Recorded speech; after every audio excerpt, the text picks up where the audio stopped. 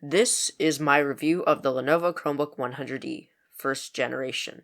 Before I begin, I'd like to say that this is a school Chromebook. Why would I ever buy one of these for myself? This is the 100E Chromebook first gen. Upon first impressions, it just looks and feels cheap. And it is cheap, given that this is a product aimed at schools, who will be placing orders for these hundreds at a time. It has the word Lenovo indented on the left side of the lid, and the Chrome logo on the top, letting everyone know you are using a device that costs less than most people's smartwatches. Build quality is interesting. The rubber frame thing around the Chromebook makes it seem somewhat drop resistant, but I haven't tried that yet. Emphasis on yet. You can bend it in your hands, and you can hear something inside moving around, and it just feels like one of those bendy rulers. You can push down on the keyboard and it'll flex like there's nothing supporting it, and when you click on the top part of the trackpad, the whole deck flexes. Normal typing on the keyboard won't make the chassis flex, but if you type hard enough, it'll start to push the deck downwards, which brings us to the user experience part. The keyboard is okay. It is a chiclet island style keyboard with decent travel and an okay sounding click. It has a standard Chrome OS US layout with the quick hotkey thingies on the top. On this keyboard, I can top out at about 90 words per minute, which is about what I can get on other laptop keyboards, and frankly is more than enough for when I'm writing essays, since my brain isn't pumping out words as quickly as I type. The trackpad is just a generic Chromebook trackpad, I guess. It has a high-pitched click sound and sounds like something's rattling inside the chassis as I click it. Its tracking accuracy is okay, but sometimes it fails to track my finger when it's gliding across the plastic surface. And the last part of the user experience, the display. The 1366 by 768 11.6-inch TN panel is horrendous. Viewing angles are garbage. It doesn't get very bright and colors don't pop. This is a major deal breaker for this device, but again, it's only $150 at times. Bezels are thick, as they probably needed that space to fit a not scrunched up keyboard and a proper trackpad in the bottom of the laptop.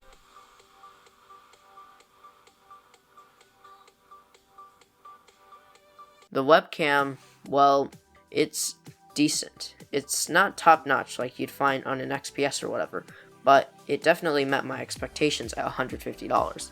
It doesn't capture a perfect image, as there's a lot of noise, but since this is a Chromebook, it would make sense for a camera to be one of their main focuses. Since Chromebooks are for students, and especially now, we rely on Google Meets, Zoom, and other conferencing software heavily. At this price point, the port selection is pretty good.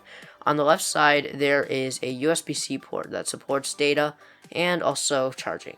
Since this laptop is meant to be charged with the included USB-C 45-watt adapter. Also on the left are a USB Type-A port and a micro SD slot with a headphone combo jack. On the right, there's another identical USB-C port, which means you can charge the laptop from either side. Nice. Another USB Type-A port and a Kensington lock slot. But why would you need a Kensington lock slot on a device like this? Who is going to come into your house and decide to just steal this Chromebook instead of whatever else you have? To open the Chromebook up, you just need to remove the 9 Phillips head screws, so no need to remove feet and get them replaced or something. Then just pop the bottom panel open. When you get the plastic panel out of your way, you're greeted with a 3-cell 42 watt-hour battery, which I found to last me a full day with the power-sipping behaviors of Chrome OS and the processor inside. Which brings us to the specs. Inside is a Intel Celeron 3350, which uses very little power, but is really slow. Just loading Google Docs or slides shows the sluggishness of the processor. It has 4 gigs of RAM, which can be easily maxed out with an instance of Google Slides, Meets, and a Google Search tab open. It has 32 gigs of eMMC storage, which is more than enough for just storing many thousands of screenshots you might have. And in my case, it's enough for me to download a few Linux ISOs at school and transfer them onto my NAS at home, since we have 80 gigabit per second fiber lines at our school.